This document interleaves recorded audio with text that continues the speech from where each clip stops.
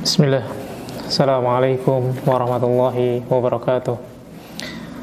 Alhamdulillah rabbil alamin wa bihi nasta'in.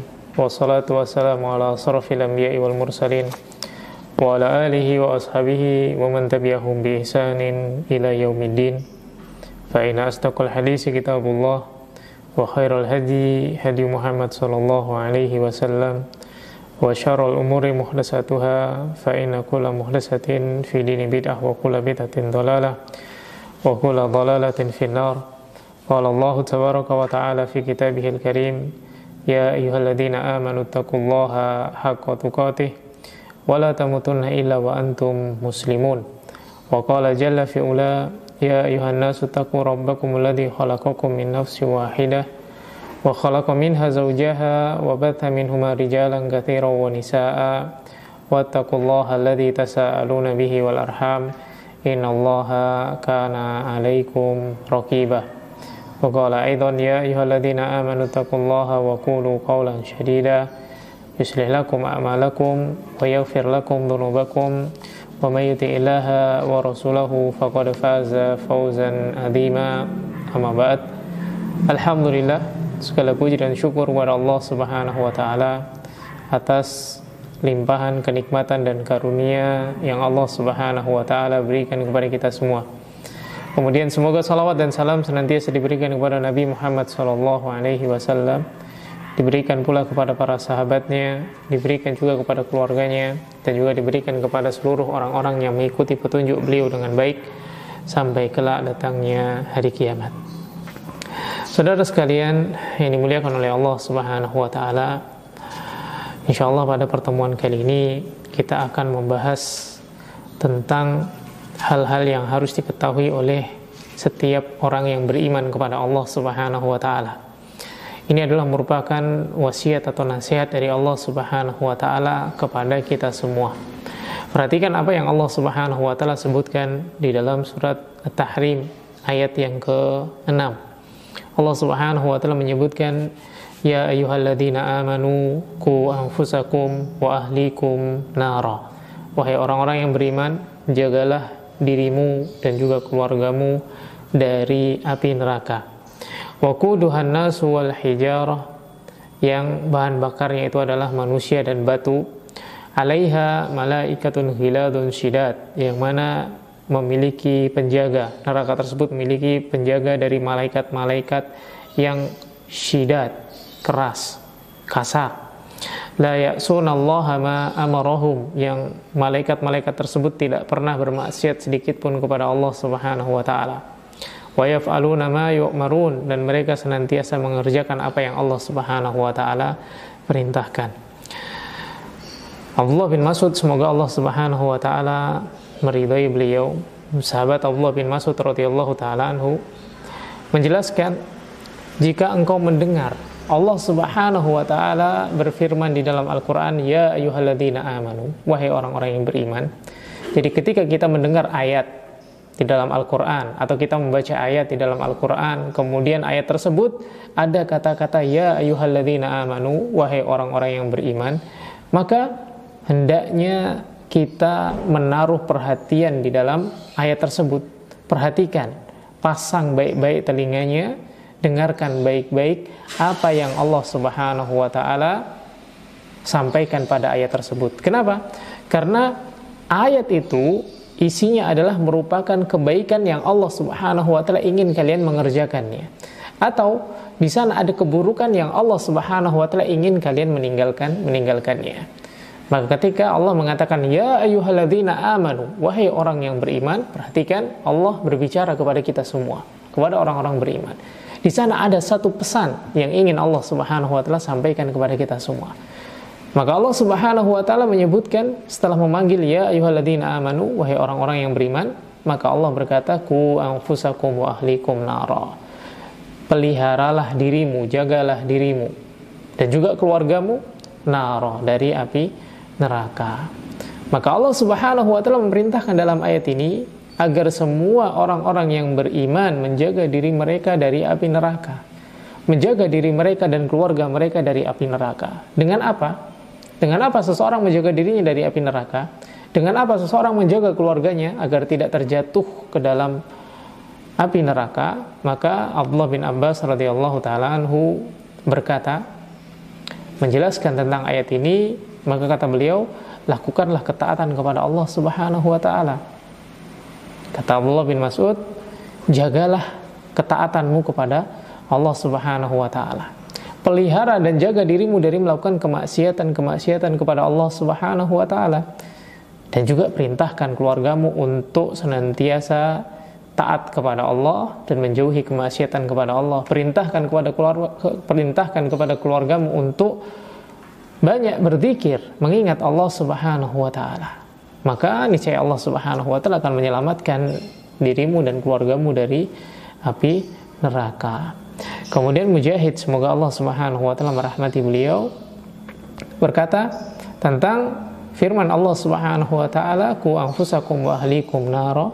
Jagalah dirimu dan keluargamu dari api neraka. Maksudnya adalah bertakwa kepada Allah. Ayat ini adalah perintah untuk bertakwa kepada Allah Subhanahu wa taala dengan menjalankan perintahnya dan juga menjauhi larangannya.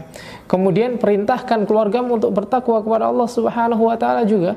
Perintahkan kepada mereka untuk mengerjakan perintah Allah dan menjauhi larangan Allah Subhanahu wa taala. Ini penjelasan dari Mujahid, salah seorang ulama mufassirin dari kalangan tabi'in. Kemudian yang berikutnya Qatadah. Qatadah juga menyebutkan makna dari qu anfusakum wa ahlikum nara, jagalah dirimu dan keluargamu dari api neraka, adalah ketika seseorang ingin menjaga keluarganya dari api neraka, hendaknya memerintahkan mereka untuk bertakwa kepada Allah Subhanahu wa taala. Kemudian melarang mereka dari mengerjakan kemaksiatan kepada Allah Subhanahu wa taala. Kemudian mengatur mereka dengan perintah Allah Subhanahu wa taala. Artinya biasakan didik mereka di atas ketaatan kepada Allah Subhanahu wa taala. Perintahkan mereka untuk melakukan perkara yang ma'ruf, cegah mereka dari melakukan perkara yang mungkar. Kemudian bantu mereka untuk melaksanakan perintah-perintah Allah Subhanahu wa taala, dukung mereka untuk taat kepada Allah Subhanahu wa taala. Nah, ini penjelasan disebutkan di dalam kitab tafsir Ibnu Katsir yang dibawakan oleh Imam Ibnu Katsir, semoga Allah Subhanahu wa taala merahmati beliau. Intinya adalah Allah Subhanahu wa taala memerintahkan kepada kita untuk menjaga diri kita dan keluarga kita dari api neraka. Bagaimana caranya?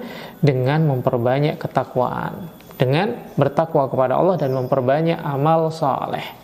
Bertakwa kepada Allah, mengerjakan perintahnya, menjauhi larangannya, dan memperbanyak melakukan amalan-amalan saleh. Namun perlu kita sadari bahwasanya tidak semua amal saleh itu diterima oleh Allah Subhanahu wa taala. Tidak semuanya amal diterima oleh Allah Subhanahu wa taala. Karena amal itu memiliki syarat. Syarat yang harus dipenuhi sehingga dia diterima oleh Allah Subhanahu wa taala. Tidak setiap amal yang dilakukan oleh seorang hamba itu diterima oleh Allah Subhanahu wa taala. Buktinya adalah apa yang Allah Subhanahu wa taala sebutkan di dalam surat Al-Furqan ayat yang ke-23. Allah Subhanahu wa taala menyebutkan, wa qadimna ila ma amilu min amalin faja'alnahu haba'an mansura, dan kami hadapkan atau kami tampakkan, kami hadapi amalan-amalan mereka kerjakan. Jadi ditampakkan oleh Allah Subhanahu wa taala kepada manusia semua amalan-amalan yang mereka lakukan, mereka kerjakan.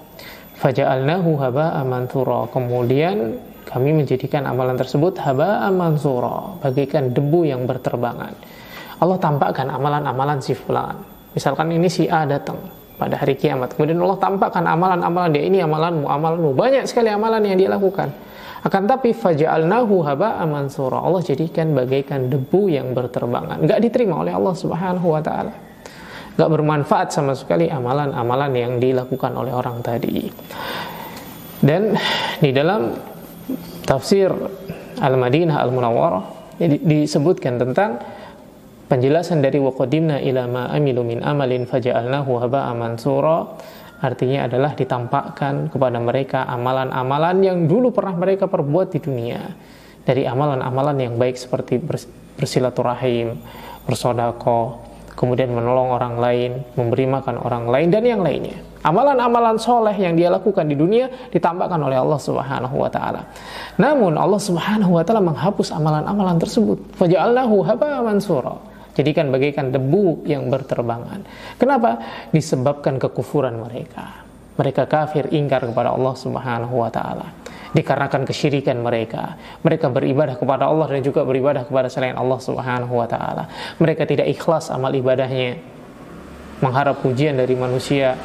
Maka ini semua menjadikan amalan-amalan diterbangkan atau tidak diterima oleh Allah Subhanahu wa taala. Maka dari sini para pendahulu kita dari salafun saleh, mereka amat sangat takut terhadap amalan-amalan yang hilang dan rusak. Mereka beramal, tapi mereka juga takut amalan-amalan tersebut rusak dan hilang. Sehingga mereka benar-benar ketika beramal itu dengan dipenuhi rasa takut. Salafun saleh, pendahulu kita dari orang-orang saleh, dari para sahabat, Allah gambarkan mereka itu ketika beramal soleh, mereka bareng dengan rasa takut atau dibarengi dengan rasa takut. Dan Allah Subhanahu wa taala gambarkan di dalam surat Al-Mu'minun, walladzina yu'tuna ma atau wa qulubuhum wajilah. Kata Allah Subhanahu wa taala dalam surat Al-Mu'minun ayat yang ke-60, dan mereka itu adalah orang-orang yang mengerjakan atau memberikan apa yang Allah berikan kepada mereka. Artinya mereka ini beramal soleh, wa qulubuhum wajilah, namun hati mereka dalam keadaan takut.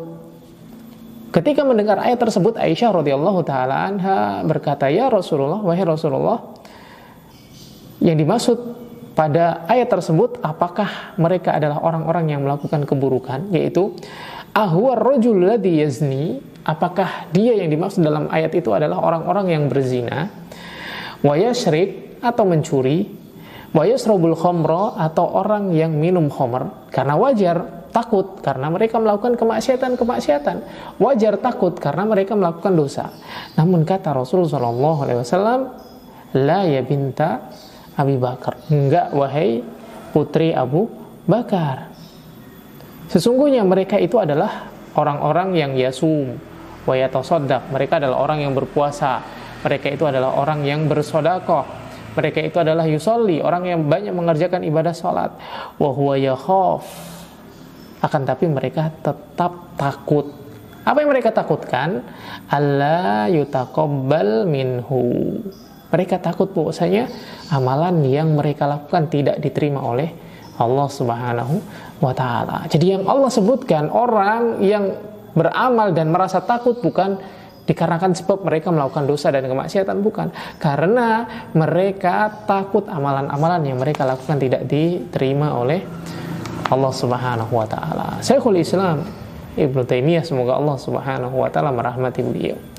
Beliau menjelaskan bahwasanya diterimanya suatu amalan berkaitan dengan melakukan sesuatu sesuai dengan yang diperintahkan. Jadi, kalau orang pengen amalannya diterima oleh Allah Subhanahu wa taala, maka hendaknya orang tersebut melakukan amalan tersebut sesuai dengan apa yang Allah Subhanahu wa taala perintahkan. Maka setiap orang yang bertakwa, dia akan berusaha mengerjakan sesuatu sesuai dengan apa yang Allah Subhanahu wa taala perintahkan. Maka orang yang bertakwa nggak mungkin dia mengerjakan sesuatu yang tidak Allah Subhanahu wa taala perintahkan. Maka hendaknya seorang yang pengen diterima amalnya, dia berusaha untuk mengerjakan sesuatu sesuai dengan apa yang dia perintahkan. Maka ketika seseorang mengerjakan sesuatu tidak sesuai dengan apa yang Allah Subhanahu wa taala perintahkan, maka amalan tersebut tidak akan diterima. Dan salafun saleh, meskipun mereka mengerjakan sesuai dengan apa yang Allah Subhanahu wa taala perintahkan, mereka tetap khawatir. Mereka tetap khawatir amalan mereka tidak diterima. Kenapa? Karena mereka nggak bisa menjamin amalan-amalan yang mereka lakukan diterima atau tidak oleh Allah Subhanahu wa taala, sehingga mereka benar-benar khawatir dengan amalan-amalan mereka. Ini salafun saleh, para sahabat, mereka khawatir beramal dengan amalan terbaik yang bisa mereka lakukan, tapi mereka tetap khawatir. Kenapa? Takut kalau amal mereka tidak diterima oleh Allah Subhanahu wa taala. Maka gambaran keadaan kita zaman sekarang amat sangat jauh bila dibandingkan dengan mereka. Mereka amalnya soleh, sesuai dengan yang diajarkan oleh Nabi SAW. Bahkan Nabi SAW hidup di antara mereka. Tapi tetap mereka takut dan khawatir amalan mereka tidak diterima oleh Allah Subhanahu wa Ta'ala. Adapun orang sekarang, mereka amalnya sekedarnya aja. Sholat ya hanya sekedar sholat, yang penting menggugurkan kewajiban. Puasa hanya sekedar puasa, yang penting gak makan, gak minum. Ngomongin kejelekan orang masih saja tetap. Kemudian berbuat zalim juga masih tetap. Tapi mereka gak takut bahwasanya Allah Subhanahu wa Ta'ala gak menerima amal mereka. Ini perbedaan dari generasi terbaik dari umat ini dengan generasi kaum muslimin pada zaman sekarang. Berkurangnya rasa takut mereka kepada Allah Subhanahu wa Ta'ala. Para sahabat radhiyallahu ta'ala anhum, generasi termulia, mereka adalah orang yang sangat takut kepada Allah. Bahkan ketika mereka beramal dengan sungguh-sungguh pun mereka tetap takut gak diterima amalnya. Tapi orang sekarang wudu sekedar wudu, sholat sekedar sholat, tapi mereka merasa aman, merasa yakin yang mereka lakukan diterima oleh Allah Subhanahu wa Ta'ala. Maka hendaknya ini perlu diperhatikan. Ali bin Abi Thalib radhiyallahu ta'ala anhu berkata, Ali bin Abi Thalib radhiyallahu ta'ala anhu berkata, mereka itu salafun saleh, begitu berharap agar amalan-amalan mereka diterima oleh Allah Subhanahu wa Ta'ala. Dan mereka amalan sedikit diterima oleh Allah Subhanahu wa Ta'ala jauh lebih mereka sukai. Amalan sedikit yang mereka lakukan dan itu diterima, mereka memastikan atau bisa memastikan itu diterima oleh Allah Subhanahu wa Ta'ala jauh lebih mereka sukai. Kenapa? Innama yataqabbalullahu minal muttaqin. Sesungguhnya Allah Subhanahu wa Ta'ala menerima hanya dari orang-orang yang bertakwa.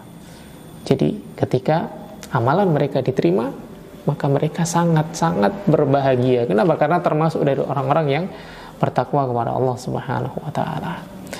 Dari Fudalah bin Ubaid, semoga Allah Subhanahu wa Ta'ala merahmati beliau.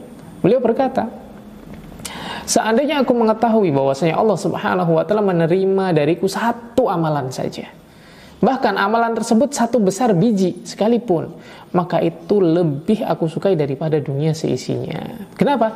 Innama yataqabbalullahu minal muttaqin. Sesungguhnya Allah hanya menerima dari orang-orang yang bertakwa. Jadi ketika amalan ibadah seseorang diterima oleh Allah, tandanya dia adalah orang yang bertakwa. Dan orang yang bertakwa akan mendapatkan janji surganya Allah Subhanahu wa Ta'ala. Surat Al-Maidah ayat yang ke-27. Innama yataqabbalullahu minal muttaqin. Kemudian Ibnu Dinar, Malik bin Dinar, semoga Allah Subhanahu wa Ta'ala merahmati beliau. Beliau juga mengatakan, tidak diterimanya amalan lebih aku khawatirkan daripada banyak amal. Tidak diterimanya satu amalan lebih ditakutkan daripada susahnya banyak beramal. Amal itu gampang, beramal gampang. Tapi memastikan amalan tersebut diterima itu adalah sesuatu yang susah, sesuatu yang sulit. Sehingga dia lebih takut amalnya tidak diterima. Lebih khawatir amalannya nggak diterima. Kemudian Abdul Aziz bin Abi Rawat berkata, saya melihat para salaf. Aku melihat para salaf, yaitu generasi pendahulu kita dari para sahabat dan juga para tabi'in, mereka sangat bersemangat melakukan amal soleh. Apabila mereka telah melakukannya, mereka merasa khawatir amalan mereka tidak diterima. Jadi para pendahulu kita dari para sahabat, kemudian dari para tabi'in, tabi'ut tabi'in, dari generasi pertama kita yang soleh, mereka adalah orang yang sangat bersemangat beribadah. Kemudian ketika mereka telah melakukan ibadah, mereka khawatir, sangat khawatir amal ibadah mereka nggak diterima oleh Allah Subhanahu wa Ta'ala. Khawatir amal ibadahnya rusak. Sehingga ada di antara mereka yang biasa meminta kepada Allah Subhanahu wa Ta'ala untuk menjaga amalan-amalannya. Bahkan ada di antara mereka 6 bulan sebelum bertemu dengan bulan Ramadan meminta kepada Allah agar bertemu dengan bulan Ramadan. 6 bulan berdoa meminta kepada Allah agar bertemu dengan bulan Ramadan, bulan penuh berkah, bulan ibadah. Kemudian setelah itu, setelah bertemu bulan Ramadan, berdoa 6 bulan berikutnya agar amalan-amalan selama dia di bulan Ramadan diterima oleh Allah Subhanahu wa Ta'ala. Pernahkah kita melakukan hal tersebut? Orang hendak melakukan sholat, berdoa, ya Allah berikan taufik, ya Allah bantu diriku untuk mengerjakan ibadah sholat. Kemudian setelah sholat berdoa, ya Allah terimalah amal ibadahku sholat. Pernahkah seperti itu? Orang datang ke majelis ilmu, menuntut ilmu. Pernahkah ketika dia berangkat, ya Allah, bantu diriku, tolong diriku, sampaikan aku di majelis ilmu agar aku bisa mendapatkan manfaat. Kemudian setelah itu, setelah pulang dari majelis ilmu, berdoa, ya Allah, agar diterima ibadahnya, agar diterima amalan-amalan solehnya. Pernahkah melakukan hal yang seperti ini? Maka tanya kepada diri kita sendiri, di mana kekurangan kita? Bagaimana keadaan kita? Sehingga kita merasa aman dari amalan-amalan soleh yang dijadikan sia-sia oleh Allah Subhanahu wa Ta'ala. Sudahkah kita minta taufik kepada Allah agar Allah Subhanahu wa Ta'ala memudahkan kita beramal soleh? Sudahkah kita minta kepada Allah Subhanahu wa Ta'ala setelah beramal soleh agar Allah menerima amal kita? Maka ini yang perlu kita perhatikan. Orang yang beriman, orang yang soleh, orang yang bertakwa dari para sahabat radhiyallahu ta'ala anhum, mereka sangat takut amal mereka tidak diterima oleh Allah Subhanahu wa ta'ala. Maka perhatikan hal-hal yang bisa menjadikan amal-amal seseorang diterima oleh Allah Subhanahu wa ta'ala. Perhatikan hal-hal yang menjadikan amal kita diterima oleh Allah. Sekali lagi, ingat baik-baik apa yang Allah Subhanahu wa ta'ala sebutkan. Wa qadimna ila ma amilu min amalin faja'alnahu haba'an mansura. Betapa banyak amalan-amalan yang Allah tampakkan kepada seorang hamba nanti pada hari kiamat, namun ternyata ja'alnahu haba'an mansura. Allah jadikan bagaikan debu yang berterbangan, gak diterima oleh Allah. Maka hendaknya kita khawatir. Maka jangan pernah sekalipun kita merasa aman. Maka Imam Al-Baghawi menyebutkan makna faja'alnahu haba'an mansura, artinya Allah menjadikan amal tersebut sia-sia, enggak memiliki pahala sama sekali, dihapus pahalanya, rugilah dia. Hal ini sebagaimana yang Allah Subhanahu wa ta'ala yang disebutkan oleh Nabi SAW. Hal ini seperti yang disebutkan oleh Nabi Muhammad SAW. Kata Nabi SAW kepada para sahabatnya, atadruna manil muflis? Tahukah engkau siapa itu orang yang rugi? Maka para sahabat ada yang mengatakan muflis itu nggak punya harta, nggak punya dinar, nggak punya dirham. Tapi kata Nabi SAW, muflis itu bukan seperti itu. Muflis itu adalah orang yang datang pada hari kiamat membawa amalan banyak, amalan sholat, amalan zakat, amalan puasa, amalan banyak. Tapi dia melakukan kezaliman, menumpahkan darah si fulan, mencaci si fulan, menghina si fulan, mendolimi si fulan. Sehingga apa? Amalan-amalan kebaikan yang dilakukan diambil semuanya, diberikan kepada mereka. Kalau sudah habis tapi kezalimannya masih banyak, diambil dosa-dosanya, diberikan kepada dirinya. Maka ini adalah orang yang rugi. Seperti yang Allah Subhanahu wa ta'ala sampaikan, faja'alnahu haba'an mansura, dijadikan bagaikan debu yang berterbangan, gak bermanfaat sama sekali.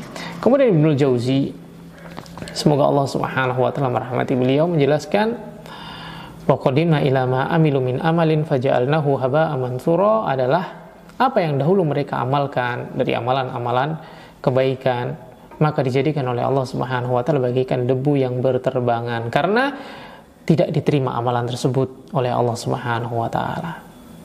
Bisa jadi karena mereka melakukan kesyirikan, tidak ikhlas ketika beramal, atau tidak sesuai dengan yang diajarkan oleh Nabi SAW. Padahal mereka merasa amalan yang mereka lakukan adalah amalan yang baik.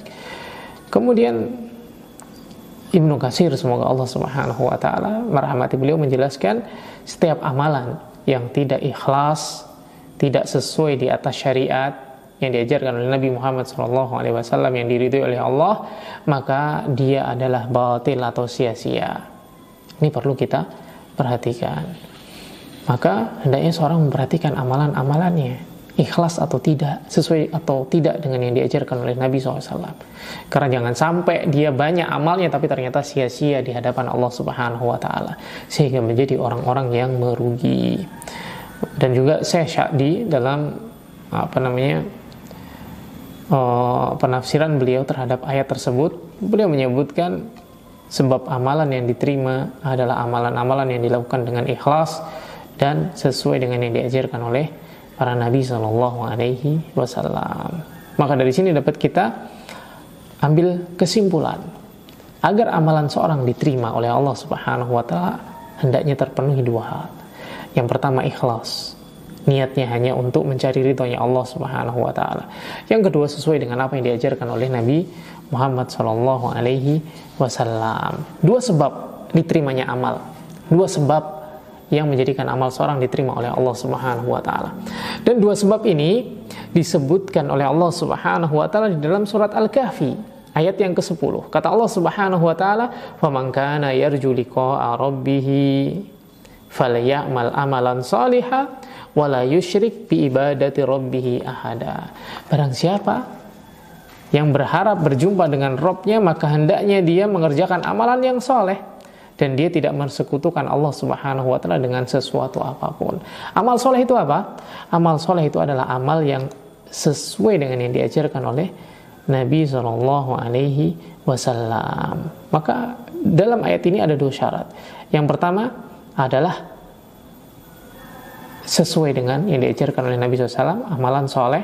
Amalan soleh itu adalah amalan yang dikerjakan sesuai dengan yang dicontohkan oleh Nabi SAW. Kemudian wala yusyrik bi ibadati rabbih ahada, ikhlas, tidak melakukan kesyirikan di dalam amalnya. Syarat ini, yang pertama ikhlas. Kita jelaskan tentang ikhlas. Maka perhatikan sebuah hadis yang dibawakan oleh Imam Ibnu Khuzaimah dan juga Ibnu Hibban dari sahabat Abu Hurairah radhiyallahu taala anhu. Suatu ketika Sufai al-Asbahani, beliau masuk kota Madinah.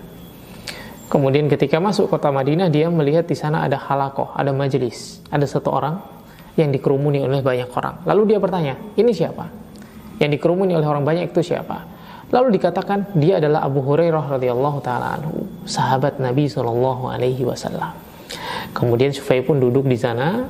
Kemudian setelah orang-orang pergi, dia datang kepada Abu Hurairah dan berkata, "Wahai Abu Hurairah, ceritakan atau sebutkan kepadaku sebuah hadis. Jelaskan kepadaku sebuah hadis yang engkau hafal dari Rasul sallallahu alaihi wasallam dan engkau memahaminya. Engkau dengar langsung dari Nabi SAW dan engkau benar-benar memahaminya." Kemudian Abu Hurairah radhiyallahu taala anhu pun mengatakan, "Baik, aku akan sampaikan kepadamu satu hadis yang aku mendengar langsung dari Nabi SAW." Setelah mengatakan itu, Abu Hurairah radhiyallahu taala anhu pingsan. Kemudian setelah itu Abu Hurairah siuman, bangun lagi. Kemudian dia mengatakan, "Aku akan ceritakan kepadamu suatu hadis yang aku dengar langsung dari Nabi SAW dan amat sangat aku fahami." Kemudian beliau pingsan lagi. Kemudian setelah bangun, Abu Hurairah radhiyallahu taala anhu pun mengatakan, "Aku akan ceritakan kepadamu sebuah hadis yang aku dengar langsung dari Nabi SAW dan aku amat sangat memahaminya. Dan pada saat tersebut aku berada pada rumah ini," artinya berada pada suatu rumah. Kemudian beliau pingsan lagi. Akhirnya Sufai pun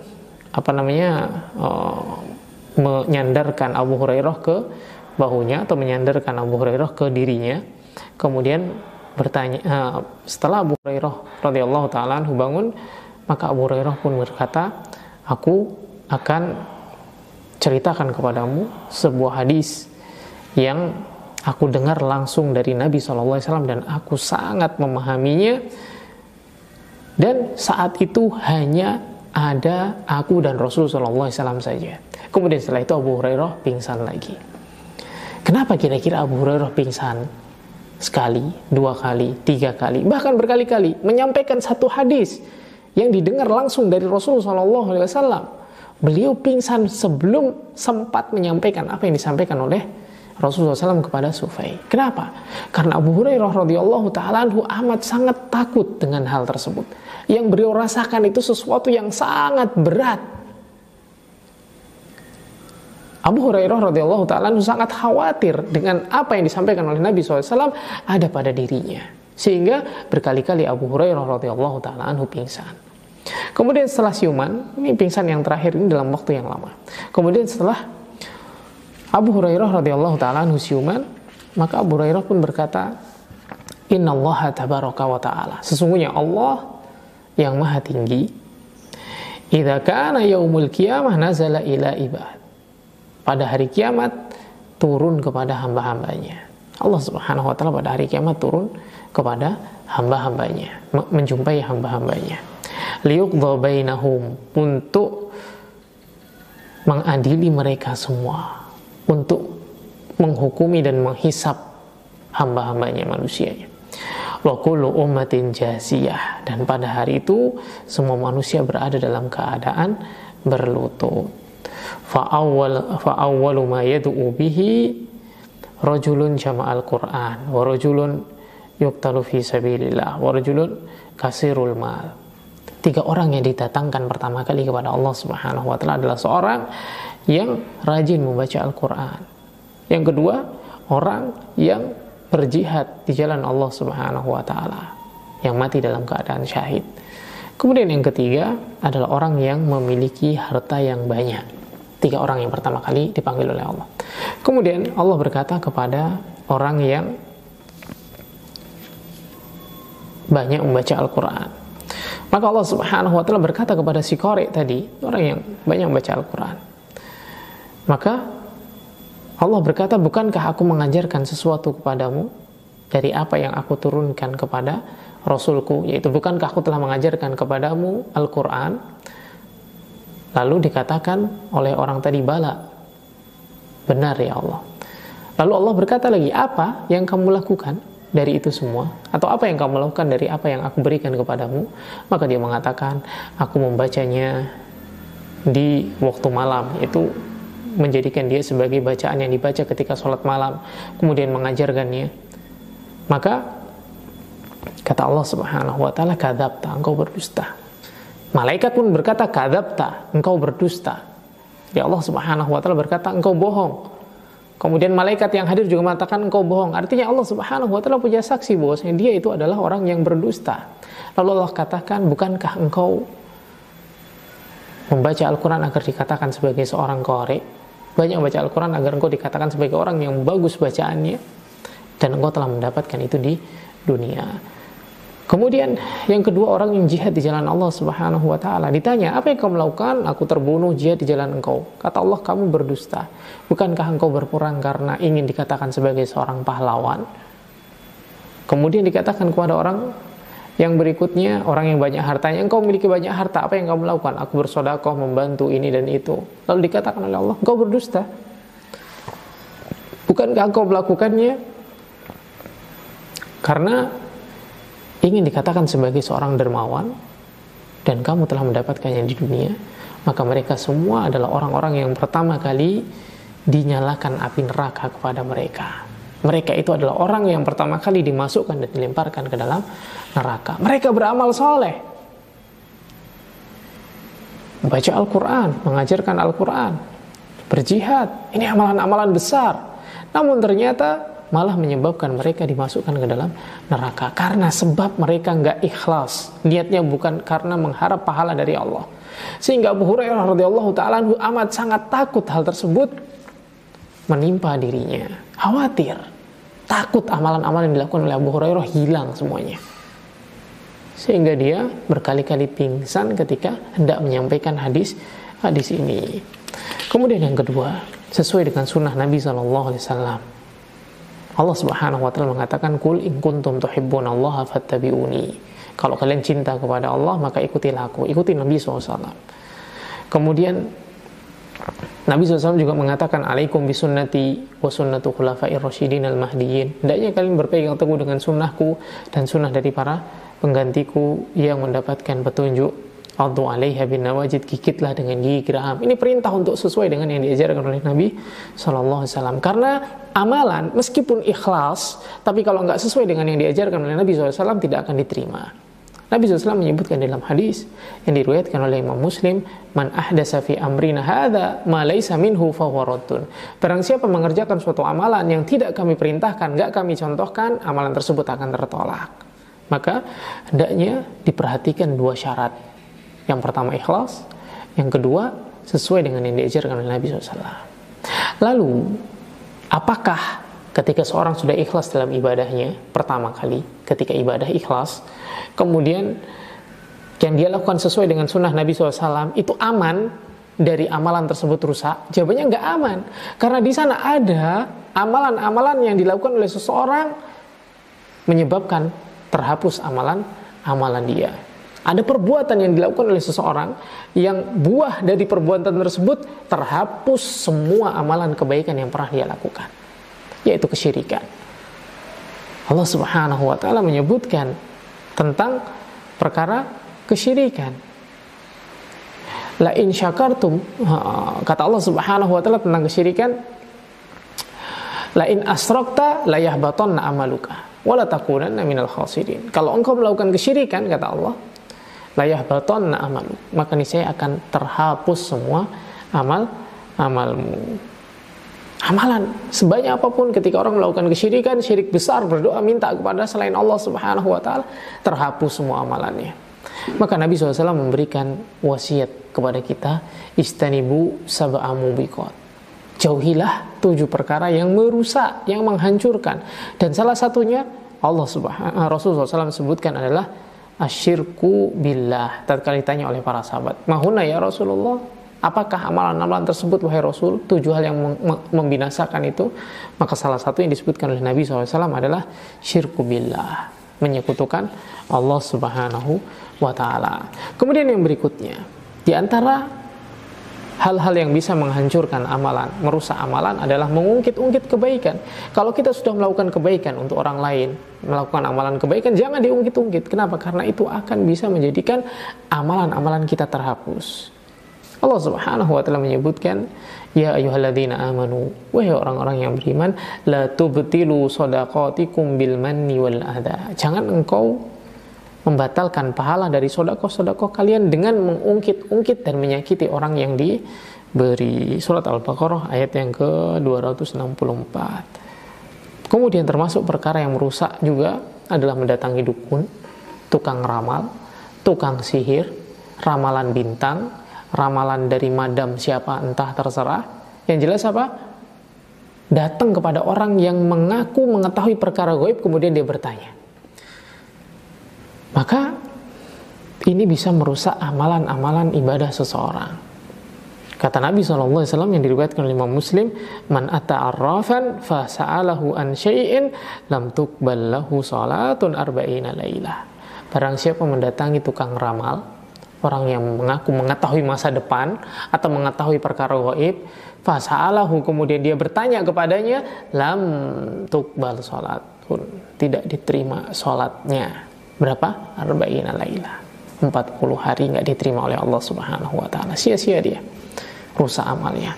Maka semoga Allah Subhanahu wa taala menjaga kita dari perkara-perkara yang merusak amal, dan semoga Allah Subhanahu wa taala senantiasa melindungi kita dari amalan-amalan yang kita sangka baik namun ternyata tidak memiliki pahala di sisi Allah. Kita minta perlindungan kepada Allah Subhanahu wa taala agar Allah menjaga kita dari segala keburukan-keburukan yang ada. Aku qouli hadza, subhanakallahumma wa bihamdika, asyhadu an la ilaha illa anta, astaghfiruka wa atubu ilaik. Assalamualaikum warahmatullahi wabarakatuh.